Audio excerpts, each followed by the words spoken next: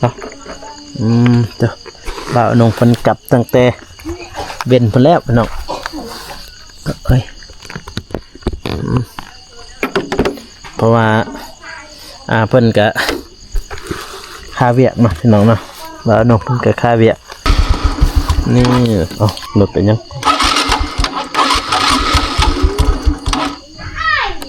รถเป็นยังบาดนี่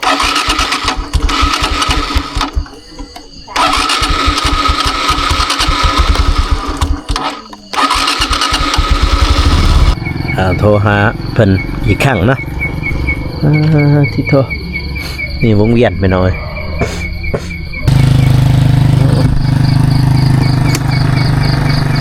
เพราะว่ารถเป็นยังไงไปแล้วโอเคบ่ได้พี่น้องเลย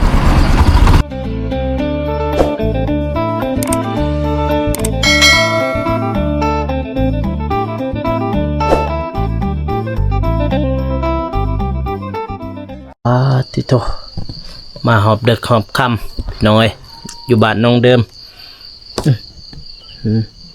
สบายดีน้องเดิมสบายดีเด้อโดยป้าที่โตมาหอบเด็กหอบคำพี่น้องเอ้ยน้องเด่นไม่ใช่แหละน้องเด่นกินแล้วบ่เข้ากินแล้วไปหาหมอโทษน้องเลยมาหาน้องอีกครั้งพี่น้องป้าโทรสัญญาณบ้านน้องกับบ่มีเนาะคิดฮอดบ่ว่าเตียงน่ะคิดฮอดบัดทีมงานพยานเล่าคาเวียตอนนี้ว่าโทรหาเพิ่นโทรหากระยันค่าทรายป้าติโทได้ยังกินข้าว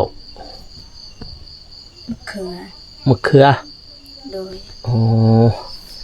อันนี้เพิ่นก็ยังมีพี่น้องเอ้ยเนาะอันนั้นเครื่องเพิ่นเพื่อมื้อนี้บ่ได้ดังไฟอยู่เทิงเลยดังไฟอยู่กองล่าง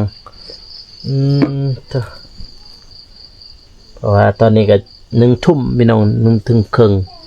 วันนี้พวกน้องก็สินอนอยู่นี่เลยแล้วเนาะดอกอันนี้ก็สั่นเด็ดอยู่ต้องได้ปิดหามันบัดนี้ก็เอาโกก็สิขอลาได้บัดนี้เพราะว่าอยู่เฮือนน้องดนแล้วทีมงานเฮาก็เมื่อแล้วพี่น้องเอ้ยบ่แม่นว่าเมื่อปะดอกเขาเจ้าเมื่อแล้วพอบ่กูยังโหลดคลิปตะกี้เนาะพี่น้องเนาะมานี่เธอให้อ่านหน่อยดู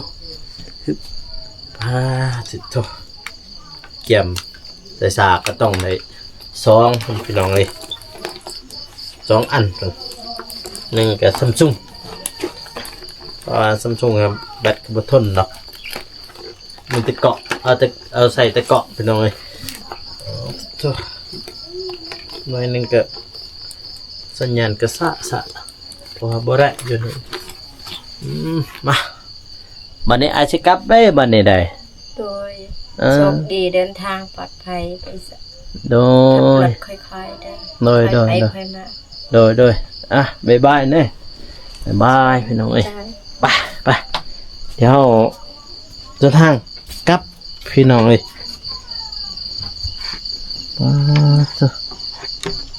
พี่มือตื้อแหละพี่น้องเอ้ยเนาะว่าอยู่บ้านเพิ่นก็โดนเบิ่งอันนี้ก็แบบว่าค่ำแหละมืดแหละตื้อแหละบาดนี่วันนี้ก็คงเลยเดินทางกลับพี่น้องเอ้ยตัวพี่เดินพันกะทำนี้นี่อัปเดตเนาะโถโกก็คงเดินทางกลับไปหน่อยทีมงานเขาก็กลับไปแล้วเนาะจุ๊มาบาดนี่ ค่อยเดินทางนั่นแหละพี่น้องนี่ฮึบฮึบป้าที่จบใส่กันน็อกก่อนใส่กันน็อกแล้วก็จึงค่อยออกเดินทางพี่น้องเลยเนาะเจ้าบ่าวนงเพิ่นกลับตั้งแต่เว้นเพิ่นแล้วพี่น้องเอ้ยเพราะว่าเพิ่นก็ค่าเวียกเนาะพี่น้องเนาะบ่าวนงเพิ่นก็ค่าเวียกนี่ก็ค่อยกลับแหละพี่น้องเอ้ยค่อยเดินทางไปเลยเนาะติดโทษปีไปกูสิคงเดินทางกลับต่อพี่น้องเอ้ย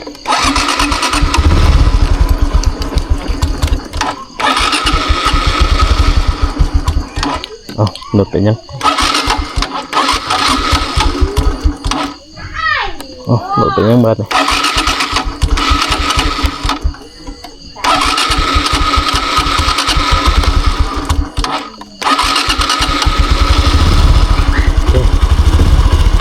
เกิดรถบรรทุกน้อย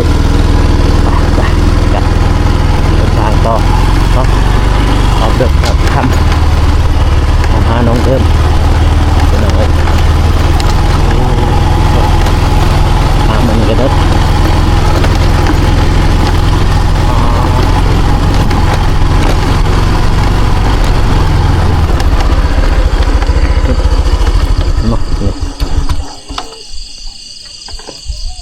ตัวเจ้า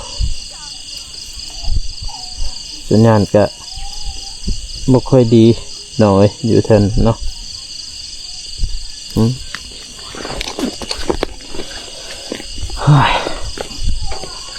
จะคือว่ามืดขึ้นนะรถเป็นยังระบาดเลยใส่รถไปเดินทางกลับประมาณ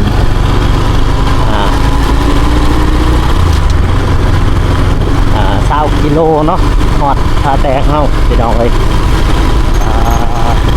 นี่ละทำมือตื้อๆแบบนี้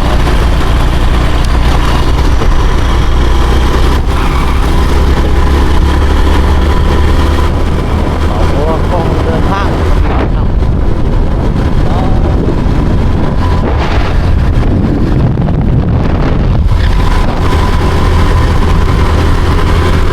บอกโกขับรถกันเด้อพ่อแม่พี่น้องเลย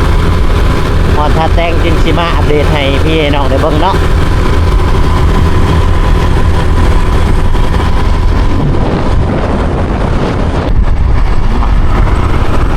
บัดนี้ก็ฮอดเมืองแล้วพี่น้องเลยเนาะจบ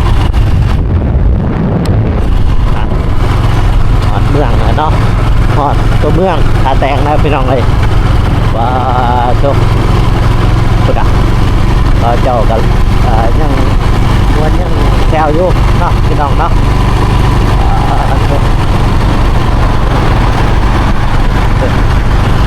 มาถึงแล้ว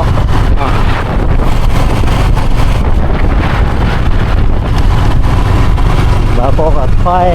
ไปเนาะแต่ว่าค่อยขับมาพี่น้องเลยแต่บ้านเบาแต่บ้านน้องเดิมเนาะ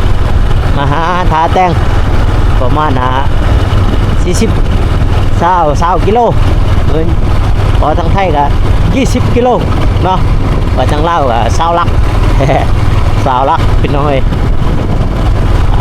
พี่น้องเขาเจ้าก็ยังบ่ทันได้ปิดห้างเนาะบางที่บ่าวตูนเพิ่นก็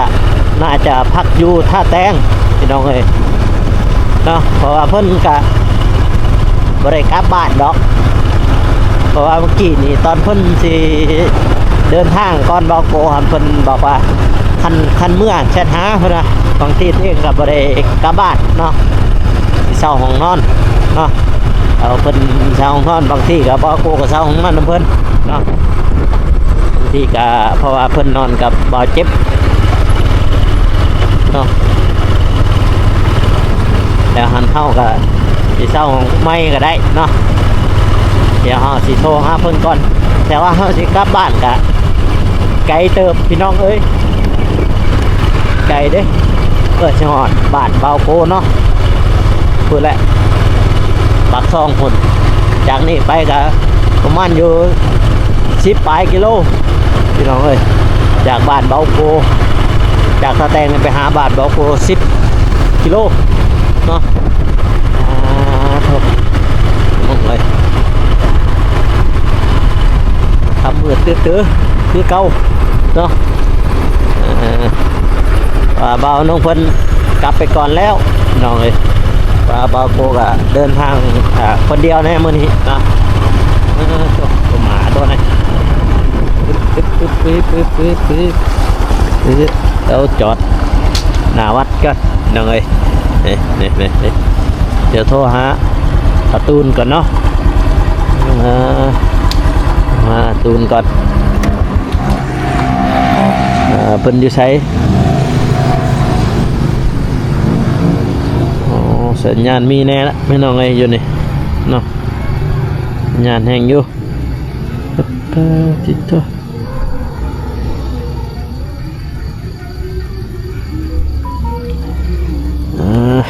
ป่านนี้ก็ติดบ่นอหลับแล้วบ่พี่น้องเลยตื้ออยู่นี่เดี๋ยวโทรหาเบาตูนก่อนเนาะสัญญาณแห้งอยู่นี่พี่น้องเลยเนาะที่โทรไปโทรหาเพิ่นก่อนตูนครับภาพซ้ายน้องเอ้ยโทรหาเพิ่นอีกครั้งนะที่โทรนี่วงเวียนไปหน่อยติดอีกซ้าย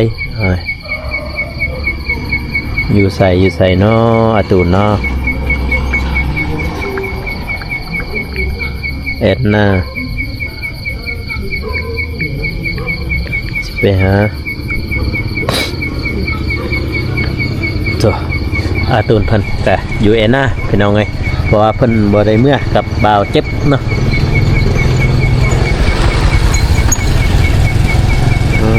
จบเดี๋ยวไปหาตูนก่อนจังเลย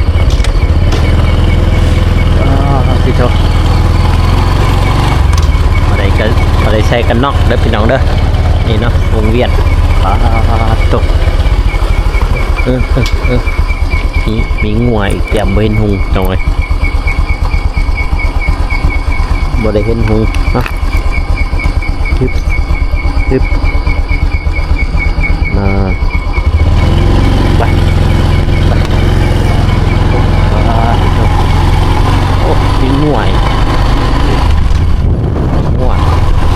มากลางคืนนี้มาไหวนี่อย่างจะตามงัวอยู่ดิอันตรายเนาะมากลางทำกลางคืนนี้น้องเอ้ยเป็นพักยุทธแอนนาเป็นน้องเนาะตูนพัน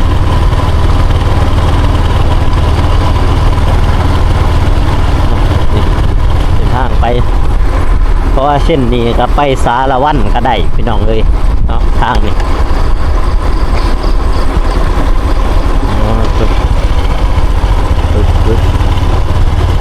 แอนนา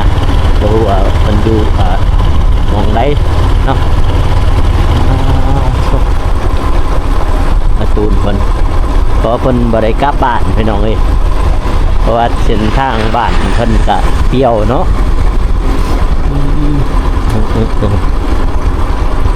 เดี๋ยวโทรหาเพิ่นก่อน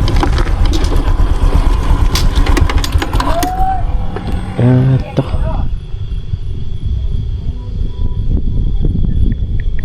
เดี๋ยวโทรหาตูนก่อน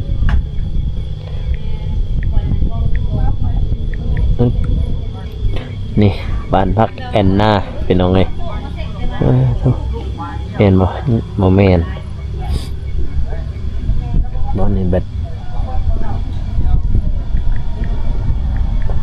ดกะสิเบ็ดเนาะ มาบาดนี้พี่น้องเอ้ยการ์ตูนเพิ่นกะ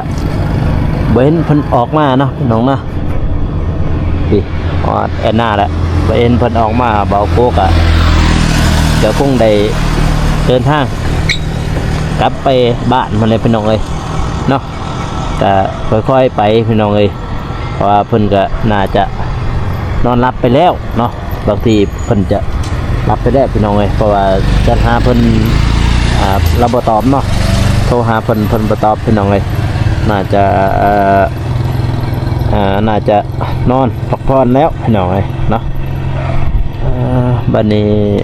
บ่าวโกก็คงได้กลับบ้านเนาะพี่น้องเนาะคงได้กลับบ้านพุ่นแหละเนาะพุ่นน่ะปากซองพุ่นน่ะ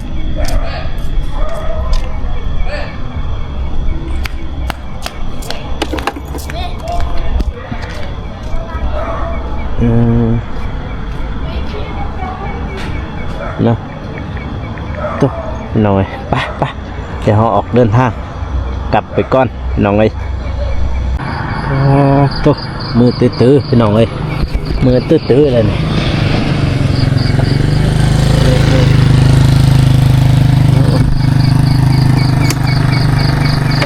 ่ว่ารถเป็นยังไง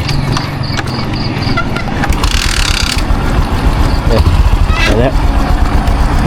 ตุ๊ผมขี่บ่ได้พี่น้องเอ้ย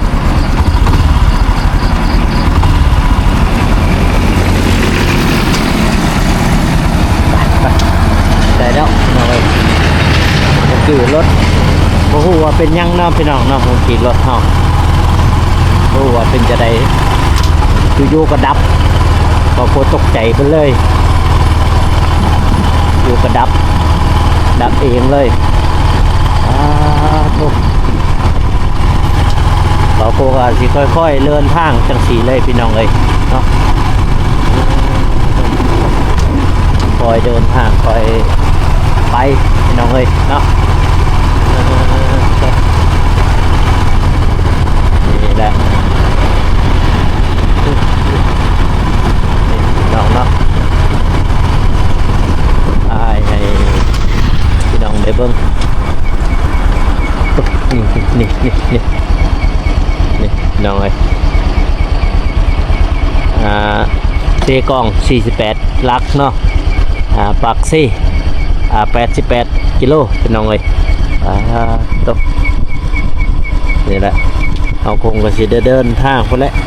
ปากซี่เพิ่นทางปากซี่เพิ่นเลยพี่น้องเอ้ยเพราะเส้นทางเฮาไปเส้นทางไปบ้านเฮาเบิ่งนั่นพี่น้องเอ้ยเนาะไปเดี๋ยวเฮาคอยไปพี่น้องเอ้ยเนาะจบว่าโทรหาบ่าวตูนบ่ได้เนาะเพิ่นน่าจะนอนแล้วพี่น้องเอ้ยเนาะอันนี้ก็เป็นวงเวียนพี่น้องเนาะวงเวียนหรือว่าจุดใจกลางของเมืองท่าแต้งพี่น้องเอ้ยตัวจุดแยกไปเซกองกับไปสารวันเนาะจุดแยกที่3แยกยังไงเนาะไปสารวันปากเซกองพี่น้องเอ้ยเนาะเส้นทางนี้ป้าที่เจ้าเนาะคอยเดินทางเพื่อสิฮอดบ้านไกลเติบเนาะนี่แหละชีวิตกลางค่ำกลางคืนพี่น้องเอ้ยก็ค่อยเดินทางพี่น้องเนาะ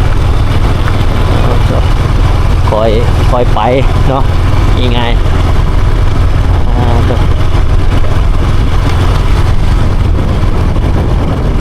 บางที่เราโก้กับสิจบ